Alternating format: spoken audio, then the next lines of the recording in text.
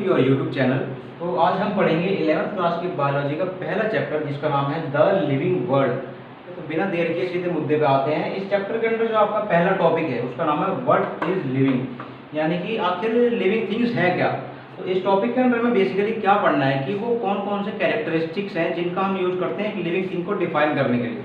ठीक है, तो सबसे पहले हम उठाना चाहेंगे सेल्यूलर ऑर्गेनाइजेशन को। सेल्यूलर ऑर्गेनाइजेशन का आखिर मतलब क्या है।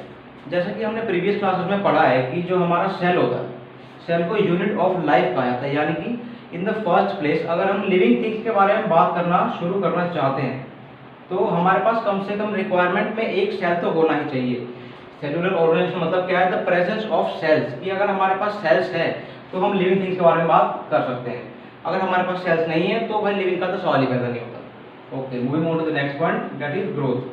ग्रोथ का जैसे कि बेसिकली वर्ड का मीनिंग होता है ग्रेजुअल इंक्रीज होना, ग्रेजुअल इंक्रीज। इसका मतलब क्या है, जैसे कि सपोज कर लो हमने कोई भी चीज़ ली, जरूरी नहीं है नॉन लिविंग है या लिविंग है, बस ऐसे हमने कोई चीज़ ले ली, हमने थोड़ी सी ली पहले इतनी सी, थोड़ी देर बाद क्या हुआ, ये इतनी बढ़ गई, उसके बाद क्या हुआ, ये इतनी बढ़ गई, कुछ देर बाद ये और बड़ी हो गई, यानी सोन ऐसे चलता रहेगा। तो हम यहाँ पे क्या देख पा रहे हैं कि ये जो भी चीज़ है ये ग्रोथ को एग्जिबिट कर रही है। ग्रोथ का मतलब क्या है, बढ़ना, तो ये बढ़ तो रही है, यानी कि इसमें ग्रोथ हो रही है। और अब अगर हम बात करते हैं लिविंग ऑर्गेनिजम्स के बारे में कि उनके अंदर ग्रोथ होती कैसे है, तो लिविंग ऑर्गेनिजम्स के अंदर ग्रोथ होती है भाई सेल डिवीजन के थ्रू। अगर सेल डिवाइड करेंगे तो ग्रोथ हमारी होगी। ठीक है, फॉर एन एग्जाम्पल इनको हम सेल्स मान के चल लेते हैं कि हमने स्टार्टिंग में एक सेल लिया, इस एक सेल ने क्या किया, मल्टीप्लाई किया इसने, और इसने यहाँ पे दो सेल बना दिए। अभी हमारे पास दो सेल हो गए। इसके बाद इन दोनों ने फर्दर डिवाइड किया, हमारे पास 4 सेल हो गए, और इन्होंने आगे फर्दर डिवाइड किया तो हमारे पास हो गए 8 सेल। तो हम इसको सेल्यूलर ग्रोथ की तरह अगर समझें तो यहाँ पर हमें दो चीज़ें साफ साफ दिख रही है। सबसे पहला पॉइंट क्या है कि एक तो यहाँ पर जो है increase in number of cells हो रहा है। तो पहले हमारे पास 1 था, फिर 2 हो गए, फिर 4 हो गए, 8 ऐसे चलता रहेगा।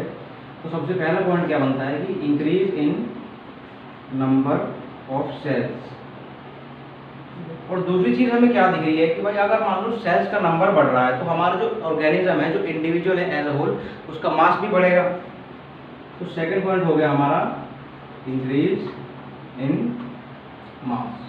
ठीक है, यानी कि अगर हम ये देख के बताना चाहते हैं कि किसी ऑर्गेनिज्म में ग्रोथ हो रही है या नहीं हो रही है, तो हम इन दो पॉइंट्स को कंसिडर कर सकते हैं कि अगर सेल्स का नंबर इंक्रीज हो रहा है और उसका मास इंक्रीज हो रहा है ऑर्गेनिज्म का, तो हमारा ऑर्गेनिज्म ग्रो कर रहा है।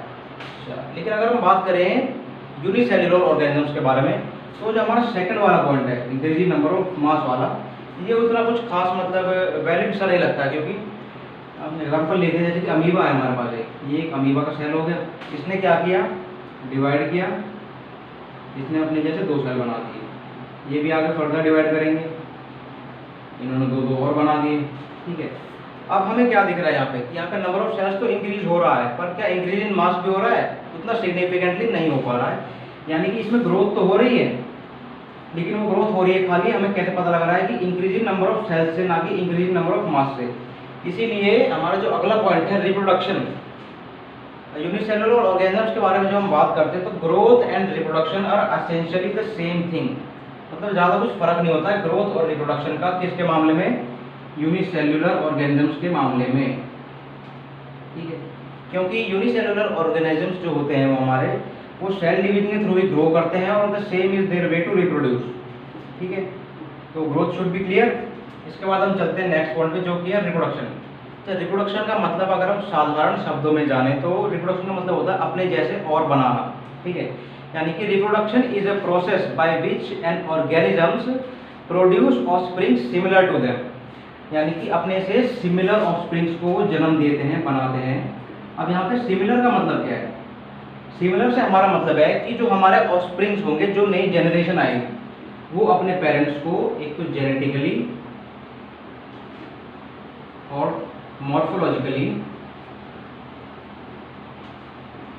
रिसेंबल करेंगे।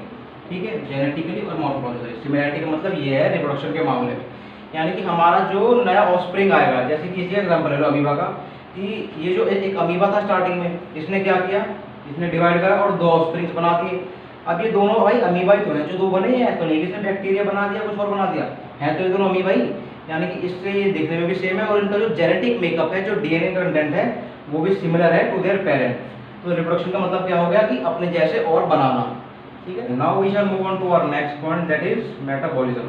तो मेटाबॉलिज्म से पहले एक जनरल सी बात समझो कि हमारे आसपास जो कोई भी चीज़ है, चाहे वो लिविंग है या नॉन लिविंग है, वो बेसिकली अलग अलग टाइप के एटम्स हो गए, अलग अलग टाइप के मॉलिक्यूल्स हो गए, वो जब एक साथ आके जुड़े हैं तभी तो बनी है, ठीक है। यानी कि हर एक चीज़ जो है केमिकल से मिलकर बनी है, as well as the living beings. Living beings भी जो है अलग अलग टाइप के केमिकल्स हो गए, जैसे हमारा न्यूक्लिक एसिड होगा, प्रोटीन्स होगा, कार्ब्स हो गए, विटामिन वगैरह वगैरह, उन सबसे मिलकर तो बनता है लिविंग सिस्टम एक, ठीक है। यानी कि हमारी बॉडी के अंदर या फिर किसी भी ऑर्गेनिज्म की जो पूरी बॉडी है वो अलग अलग केमिकल से मिलकर बनी है। अब जब इतने सारे वैरायटी ऑफ टाइप के केमिकल्स प्रेजेंट हैं बॉडी के अंदर, तो उनमें कुछ ना कुछ रिएक्शन भी होगा, ठीक है। जब केमिकल्स हैं तो रिएक्शन भी होगा उनके अंदर। हमारी बॉडी का जो इंटरनल एनवायरनमेंट है उसे मेंटेन करने के लिए रिएक्शन तो होना बहुत ज़रूरी है, ठीक है। इसीलिए मेटाबॉलिज्म का डेफिनेशन क्या होता है, the sum total of all the chemical reactions that occur in the body of an organism। यानी कि एक ऑर्गेनिज्म की बॉडी के अंदर, वेदर इट बी यूनिसेल्युलर और मल्टी सेल्युलर, ये यूनिवर्सल है लिविंग बींग्स के मामले में, कि कोई भी लिविंग ऑर्गेनिज्म है उसके अंदर जितने भी केमिकल रिएक्शन होते हैं पूरी बॉडी में, उनको एज अ होल कलेक्टिवली जो है मेटाबॉलिज्म कहा जाता है। Now we shall move on to our next point, that is consciousness. Consciousness से आखिर मतलब क्या है? कॉन्शियसनेस का मतलब होता है बीइंग अवेयर। बीइंग अवेयर का मतलब यानी कि कोई भी जो ऑर्गेनिज्म है, चाहे वो यूनिसेल्युलर हो चाहे वो मल्टी सेल्युलर हो, वो अवेयर होता है अपने एक्सटर्नल और इंटरनल एनवायरनमेंट से, ठीक है। अगर हम इसको एक्सप्लेन करना चाहें विद एग्जांपल, तो हम इसको सेंसिटिविटी से समझ सकते हैं। कॉन्शियसनेस को एक ट्रेट होता है लिविंग ऑर्गेनिज्म को बहुत ही important, that is sensitivity. Sensitivity का मतलब क्या है कि अगर हम किसी भी ऑर्गेनिज्म को, चाहे वो यूनिसेल्युलर हो या मल्टी सेल्युलर हो, अगर एनवायरनमेंट में जो कोई स्टिमुलस दिया जाता है तो स्टिमुलस के अकॉर्डिंग वो अडेप्ट करता है, रिस्पॉन्ड करता है स्टिमुलस के अकॉर्डिंग। यानी कि उसे ये पता है, वो अवेयर है कि मेरी एनवायरनमेंट में क्या चेंज हो रहा है और उसके अकॉर्डिंग मुझे अपने अंदर क्या चेंज करना है, ठीक है। जैसे कि एग्जांपल ले लीजिए कि आपने कोई गर्म बर्तन छुआ, ठीक है, और आपने तभी जैसे अगर ज़्यादा गर्म होगा तो हाथ हटा लोगे ना, लेकिन अगर आपको पता ही नहीं होगा कि वो गर्म है हाथ रखने के बाद भी, तो कैसे हटाओगे? मतलब ही नहीं। तो हमें अगर पता है कि वो चीज़ गर्म है, यानी कि हम अपने जो है एनवायरनमेंट के बारे में जानते हैं, हम उसको स्टिमुलस के अकॉर्डिंग रिस्पॉन्ड कर सकते हैं, हम कॉन्शियस एनवायरनमेंट को लेकर, ठीक है। तो ये आपका पॉइंट था कॉन्शियसनेस का, चाहे कोई भी ऑर्गेनिज्म हो। एक बहुत ही सिंपल और एग्जांपल मैं और लेना चाहूँगा, जैसे कि हम अमीबा को उठा लेते हैं फिर से, ठीक है। जैसे कि मान के चलते हैं कि ये एक अमीबा का सेल है हमारे पास, ये भाई ऐसे पड़ा है अपना मजे में, एकदम कुछ दिक्कत नहीं है, ज़िंदगी मजे में चल रही खुले एकदम, लेकिन इसके पास एकदम से क्या होता है, एक फूड पार्टिकल आ जाता है। ये आ गया फूड पार्टिकल, ठीक। अब इसको कैसे पता कि ये फूड पार्टिकल इसके पास आया है या नहीं आया है?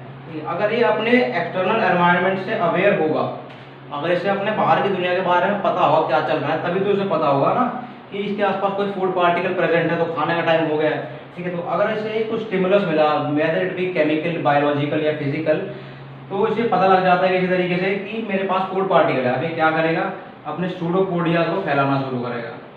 सूडोपोडिया क्या होते हैं? These are false finger like projections, ठीक है। ये सूडोपोडिया फैलाना शुरू करेगा और धीरे धीरे इनको और आगे बढ़ाएगा। कब तक आगे बढ़ाता रहेगा? जब तक ये फूड पार्टिकल को पूरा का पूरा एंगल्फ नहीं कर लेगा, ठीक है। तो आगे जाके क्या होगा कि ये जो फूड पार्टिकल है ये इसने एंगल्फ कर लिया है, और अब ये फूड पार्टिकल इसके अंदर एक वैक्यूल के अंदर प्रेजेंट है। ये हमारा फूड वैक्यूल हो गया,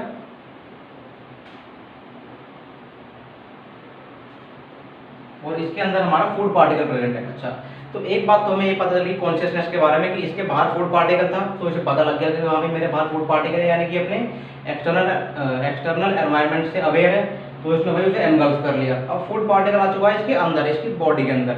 अब अगर ये अपनी बॉडी के अंदरूनी माहौल से अवेयर नहीं होगा तो इसे कैसे पता चलेगा कि मुझे इसका हाजमा शुरू करना है, ठीक है। लेकिन अब होता क्या है कि जैसे फूड पार्टिकल इसके अंदर आया, ये अंदर जो है फूड वैक्यूल के अंदर डाइजेस्टिव एंजाइम्स को रिलीज करना शुरू कर देता है। ठीक है, अब एक बात सोचो कि इसने डाइजेस्टिव एंजाइम्स को रिलीज करना क्यों शुरू किया? क्योंकि अब इसे पता है ना कि इसकी बॉडी के अंदर फूड आ चुका है, यानी कि ये अपने इंटरनल एनवायरनमेंट से अवेयर है, इसे पता है मेरे अंदर क्या चल रहा है। तो जैसे ही फूड ने अंदर एंट्री करी, इसने उसको डाइजेस्ट करने के लिए अंदर एंजाइम वगैरह छोड़ दिए। ठीक है, तो ये था आपका कॉन्शियसनेस। इस टॉपिक में बस इतना ही था। Thanks everybody for watching the video. Please like share and subscribe.